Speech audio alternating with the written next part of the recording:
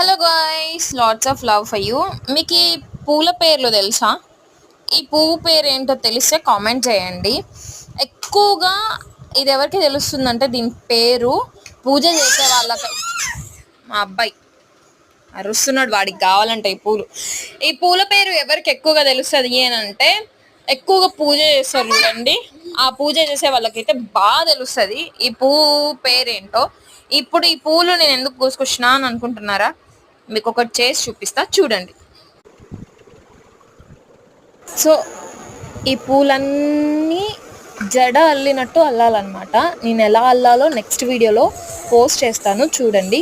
జడ అల్లినట్టు అల్లాలి. ఇది back side అనమాట.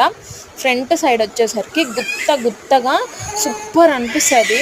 అవి మన తల్లు పెట్టుకోవచ్చు పెట్టుకోకూడదు నాకైతే తెలీదు, కానీ ఎక్కువ శాతం అయితే పూజ చేయడానికైతే యూజ్ చేస్తారని మా మమ్మీ నాకు చెప్పింది.